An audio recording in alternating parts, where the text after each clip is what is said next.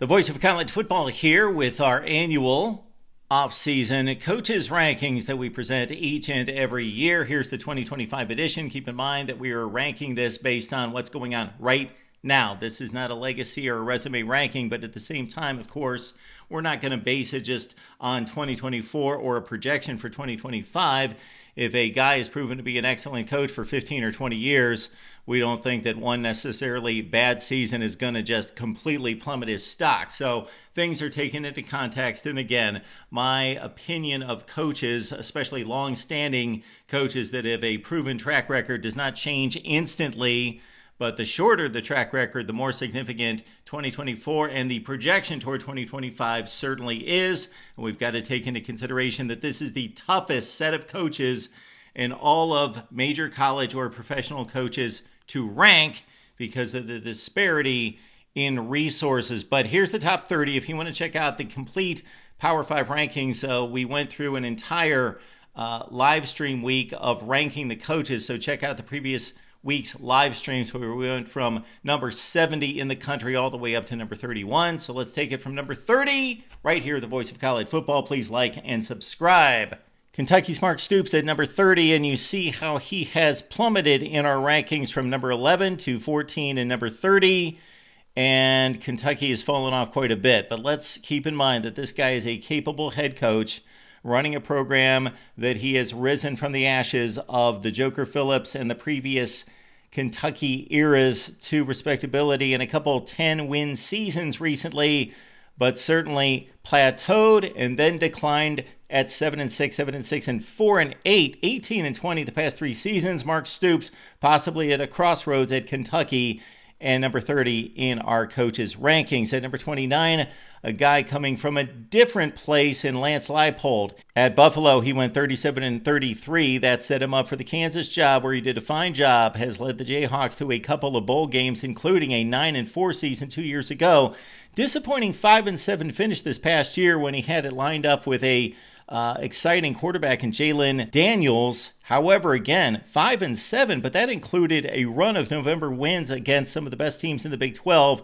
Kansas still in good hands with Lance Leipold at number 29, down from number 22 in 2024. Shane Beamer checks in at number 28. The South Carolina coach went 9-4 this past season and seems to be a hot commodity. But let's keep in mind, let's pump the brakes just a bit. 5-7 the year before. So South Carolina, a nice first 2 years under Shane Beamer, taking over for the disastrous final portion of tenure from Will Muschamp. And 7-6 with four quarterbacks. He really pieced together a winning season that first year, then had a nice 8-5 run with a Gator Bowl game against Notre Dame. That down 5-7, but they look to be in great shape.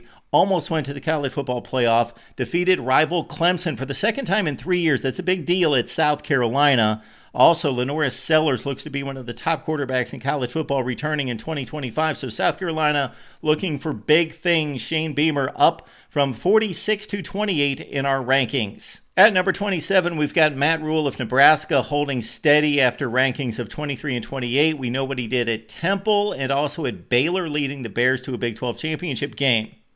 2 program builds under his belt. At Nebraska, a third season at 7-6, with finally a bowl appearance and finally a bowl win for the Huskers.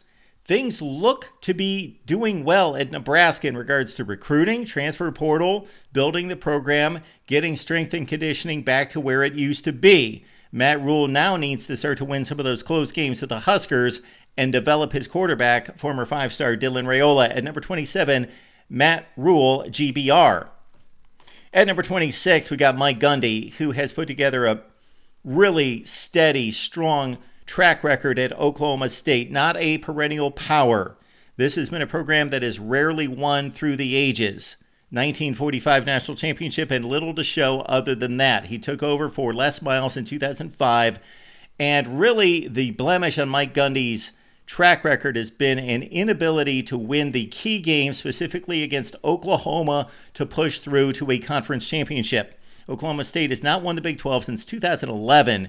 That was at a time with a lot of wide receiver and quarterback duos and a Fiesta Bowl win that it looked like Oklahoma State was going to be a emerging power on the national landscape, and it just never turned out. This guy's basically 8-4, 8-4, 8-4 a zillion times over if you check out the overall record, coming off a disastrous 3-9 in which they were not competitive at all. They just got blown out every week after winning 3 non-conference games, 0-9 in the Big 12 for a team that was coming off a Big 12 championship game appearance, quarterback back in Alan Bowman, the rushing champion Ollie Gordon back, 21 of 22 starters back, and they just completely tank it. If this were a coach with a 4 or 5 year track record, he would take a nosedive in the rankings, but it's Mike Gundy, proven track record, but still horrible showing in 2024. We'll see if they bounce back this coming fall. And Mike Gundy shows up at number 26 in our rankings. At number 25, look at the job that Rhett Lashley is doing at SMU. They went undefeated in the American Conference 2 years ago. Then they move up to big boy football. Look at the slow transitions for Utah and TCU and UCF and Cincinnati and Houston, going from the group of 5 all the way up to power conference football. They all struggled for 2 or 3 years. All of them, not SMU. Undefeated season in the American, undefeated regular season in the ACC this past year. Took Clemson to the final play in the ACC championship game, came down from 17 to tie the game, and SMU went to a college football playoff. Inexplicably, look at Rhett Lashley, transfer portal additions from Miami, where he was the offensive coordinator, number 25 coach in all of college football, Rhett Lashley, SMU. You don't get any steadier than our next coach. He is the dean of college football coaches, not just in the Big Ten, but nationally.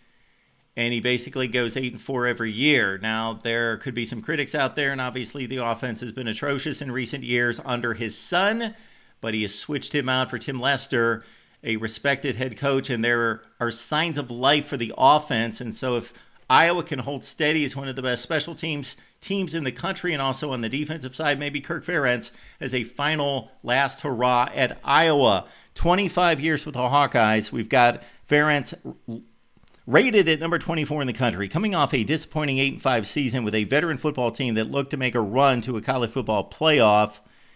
Still, respected, stable program. You know what you're going to get every year.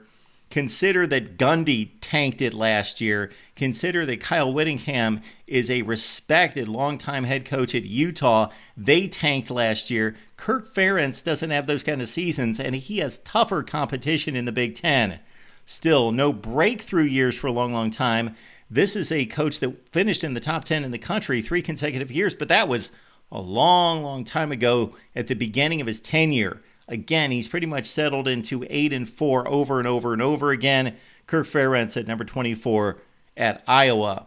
Dave Doran was on my blacklist at one point because I just couldn't understand how he maintained his job at North Carolina State, because basically he won high school level non-conference games, went 3-5 in the ACC over and over, and made it to bowl games, and that was good enough at NC State. He was winning at one point 38% of his games in the ACC and still had a job after 7 or 8 seasons. All right, now NC State playing better football despite a down 2024 at 6-7. Strong overall lately in the last 5 seasons at 40-21. But when is the big breakout season going to happen for Dave Doran? It's been predicted a few times, but he's never been able to close in. 2016 was close with a missed kick in overtime loss to a Clemson national championship team that would have taken NC State into the ACC championship game. He has yet to reach the conference championship game when guys like Rhett Lashley and Justin Fuente, and we could go on and on, Bronco Mendenhall are going to conference championships games. Dave Doran can't get it done at NC State, but a consistent winner at this point, and number 23 on our coaches list. At number 22, one of my favorite coaches, Bret Bielema of Illinois, rising up the ranks from 28 to 35, now 22, following a surprising 10-3 finish at Illinois in a bowl win against a tough South Carolina team. We know what he did at Wisconsin with 3 consecutive Big Ten championships and Rose Bowl appearances. The tenure not so great at Arkansas, but I could make a number of explanations for that. After a down year, Illinois comes bouncing back. It's going to be difficult for Bielema to really push through with consistent winning seasons year after year after year at Illinois. But if he mostly wins, maybe has that one down year, I think that's what we can expect of him at Illinois. At number 22, Burt from Illinois. We stay in the Big Ten at number 21, and PJ Fleck, who was number 25 in last year's rankings. Minnesota coming off an 8-5 finish that was rather strong against an extremely difficult Big Ten schedule. And they played mighty tough across the board. They won a bowl game against Virginia Tech. That's something that PJ Fleck always does. He's undefeated, 6-0 in bowl games. Of course, did the great job at Western Michigan, where they were a complete dumpster fire, took over a 2-win football program and launched them to a Cotton Bowl. That's unthinkable. And now Minnesota, despite a down 2023 with 7 losses, they bounce back with a nice season in 2025. PJ Fleck making the most of what you would expect at Minnesota. I can't imagine anybody else going in there winning as much as he does at 58-39 in the Twin Cities. At number 21, PJ Fleck, Gophers. Our next 2 coaches in our coaches' rankings reside in the Big 12. Chris Klieman, Kansas State, 9-4 this past season, 48-28. Taking over, of course, for the immortal Bill Snyder. And Chris Klieman seems to be running the same program, doing a nice job. And number 20 in the country, because Kansas State does not get strong recruiting classes or big transfer portal additions, but all they do is compete for the Big 12 championship. They are the one stay in a conference that just goes in flux. Teams going from first to last and back and forth and back and forth. Kansas State is the one program and the one team that consistently, above anybody else, contends in the Big 12. At number 20, Chris Klieman, K-State. At number 19, Matt Campbell, Iowa State. We know what Cyclone football looked like before Matt Campbell. Atrocious, irrelevant, and the rest. He goes 35-15 at Toledo. That sets him up for a Power 5 conference job. He's 64-51 at Iowa State, coming off a Big 12 championship game loss, his second. So he's not been able to kick down the door and win that first conference championship since 1912 for Iowa State, but he's on the brink. It looked like he hit a ceiling and then plateaued, had a down 4-8 season in 2022, but he's come back strong. And again, a Big 12 championship game and 11 wins in 2024. At number 19, Matt Campbell, Iowa State. At number 18, we got Jonathan Smith of Michigan State. It doesn't look impressive at 5-7. Forget the just records. If you look at just the win-loss totals at Oregon State, outstanding job at Corvallis. May have taken over the worst program in Power Conference football at the time. He develops quarterbacks. He's got another talent on his hands in Aiden Childs. He brought him from Corvallis to East Lansing. Give Jonathan Smith a break for the 5-7 first season with Sparty. Now let's see what he can do here. We had him ranked 9th last season. He's going to take a hit here, but he's still highly respected at number 18 in our rankings. We go to number 17 and Eli Drinkitz of Mizzou. All right. His first 4 seasons at Mizzou, nothing spectacular, pretty much in line with what Barry Odom was doing, which was going 500. Actually had a worse record than Odom at that point. I thought that he should have been under more scrutiny, much like Dave Doran at NC State. However, now 11-2 with a Cotton Bowl win against Ohio State, then 10-3. The recruiting is so much better, and Eli Drinkitz has suddenly got Mizzou at a great place at 33-19 in his last 4 years, at number 17 in our rankings. A guy that seems very likable, in addition to being a heck of a football coach. Eli Drinkitz, Mizzou. Jeff Braum, I believe, is the only coach to take 2 different schools to conference championship games in back-to-back seasons. 2023 at Louisville, following 2022 at Purdue. Did a heck of a job at Purdue. Look at the Boilers before he got there and after he was there. After he went 30-10 at Western Kentucky. Now he goes to his alma mater, goes to the ACC championship game his first year, follows it up with 9-4. Had a strange loss at Stanford. But other than that, strong showing out of Jeff Braum. Of course, he knows how to coach offense just about as well as anyone in the game. At number 16 in our rankings, Jeff Braum, Louisville. It's a big season in 2025 for USC football, and therefore a big season for Lincoln Riley. considered one of the best in the business, generally a top 10 coach. We got him down at 15 because the last 2 years at USC have been pretty disappointing. 15 and 11. He really kept it rolling at OU when he took over for Bob Stoops. The quarterback development we know is the best in the country. His line of quarterbacks is unmatched, but it gets a bit of a challenge in Jaden Mayava coming off Miller Moss in 2024, who was not awful, but not up to the Riley standard. He pretty much fixed the defense by just making a good hire in D'Anton Lynn. And once again, now he's riding with Jaden Mayava. We'll see if USC can be anything but schizophrenic this season. They were the biggest boom-bust team in the Big Ten and the highest ceiling, lowest four team combination. We'll see if they can gain some consistency, close out some games this year as they lost all their games excluding one with a fourth quarter lead. At number 15, Lincoln Riley, SC. At number 14, a bit of a wild card here. Don't know what to think about. Bill Belichick, maybe the greatest NFL coach in the history of the game. Maybe not the coach he was 5 or 10 years ago, now taking over North Carolina along with his girlfriend. So this is a wild card. This is obviously the biggest wild card on the board in regards to we could be walking away in 2 years saying Bill Belichick was a complete bust and this was a joke. Or we could be saying he still got it. He still got his fastball. And you know what? North Carolina made a playoff. And Bill Belichick might be the best coach in college football as he was in the NFL. At number 14, I'm going to rank him right here. I feel comfortable with this position, but we've got no track record to go on. Bill Belichick of UNC. We stop at Texas A&M for number 13 and Mike Elko. Ton of respect from me for what he did at Duke. That was amazing. He took the same talent, the same roster that David Cutcliffe couldn't get more than 4 wins out of, and he went 8-5, 9-4.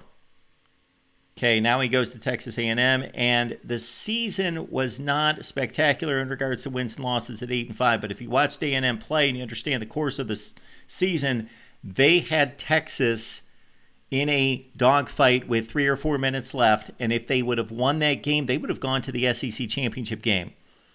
Give Mike Elko some time. This might be the season. He's got Marcel Reed at quarterback. He's building a defense. He knows that side of the ball. At number 13 in our rankings, Mike Elko, Aggies.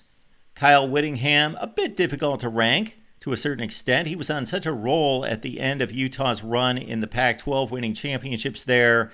Then they moved to the Big 12, and considering the loss of Oklahoma and Texas, it appears as though Oklahoma would be the best team in the conference, and they were anything but. They lost 7 consecutive games in the Big 12.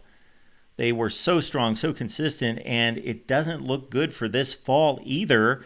Kyle Whittingham at one point I thought was pushing for a top 5 spot in coaches' rankings, but we got him down at 12. We still have to respect the track record and all he's done at Utah, and let's not give up on 2025. At number 12, Kyle Whittingham. Let's get back to the SEC at number 11 and Josh Hypel. What a job he's done. The Vols are in the CFP at 10-3. Ran into a buzzsaw in Columbus, of course, but he's 30-9 the last 3 years. This is the best Tennessee has looked. Philip Fulmer, obviously, but even the back end of Fulmer's tenure doesn't compare to Hypel's run.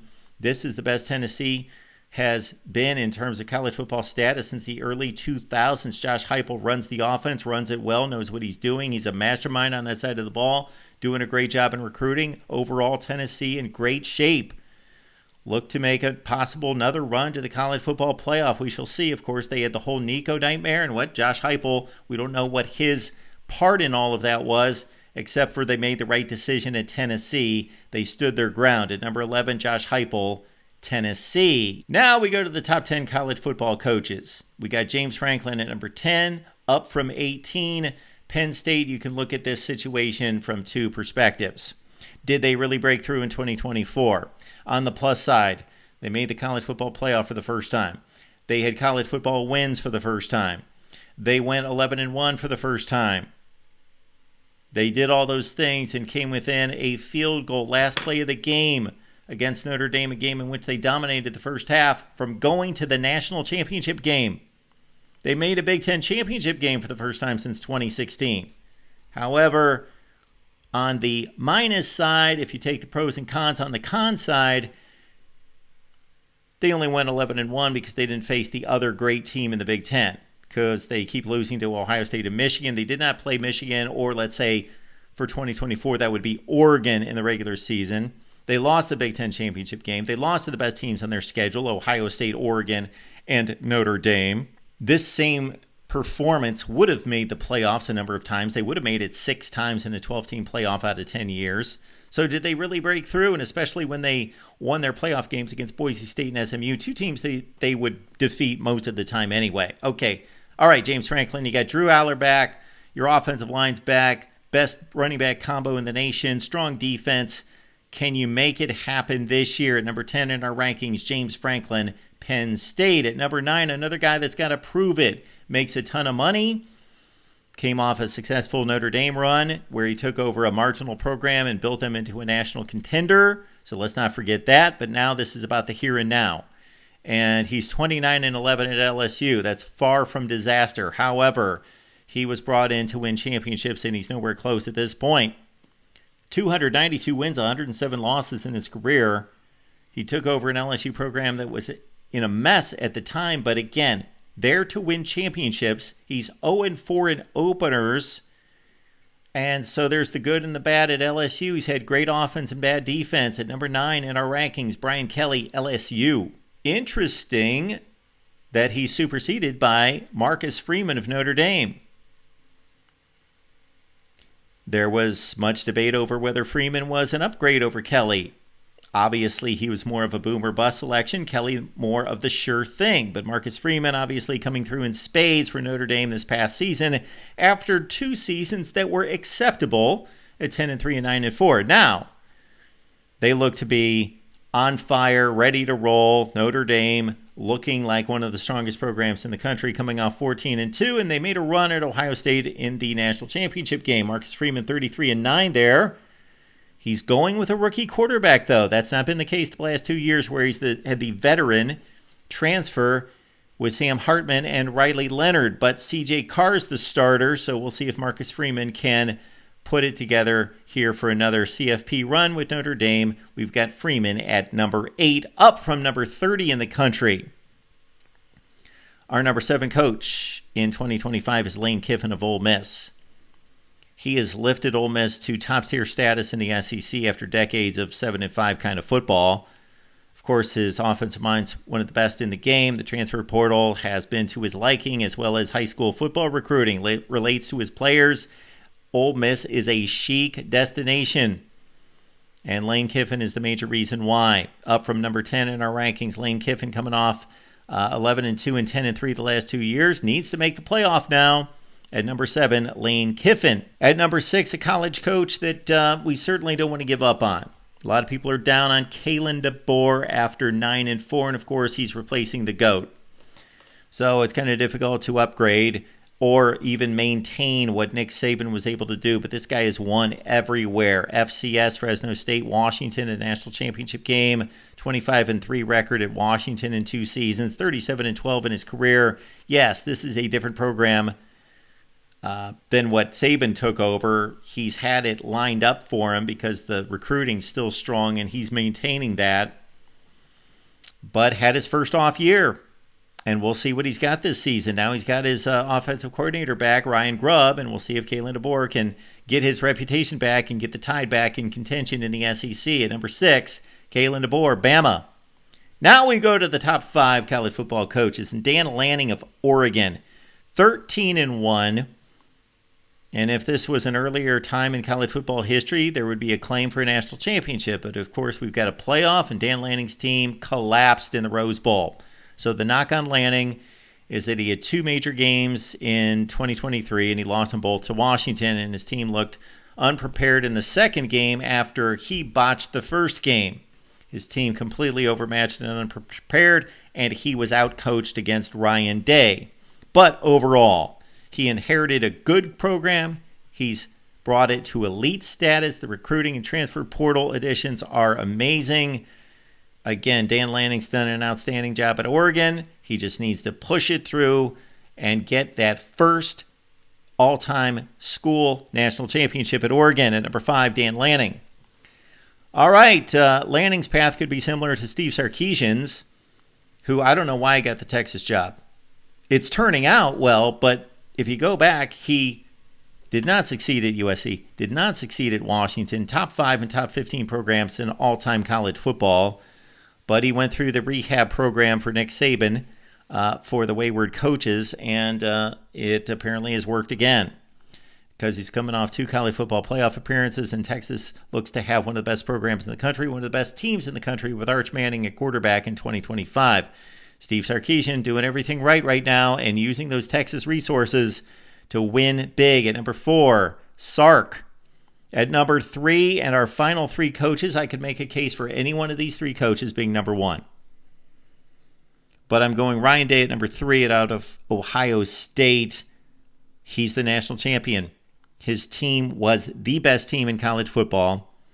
Most of us thought it, regardless of the loss against Oregon or against Michigan, most of us thought it to be the case even when they were underachieving. But then they put it together. Credit him for turning this around after Michigan and going through the biggest gauntlet in the history of college football.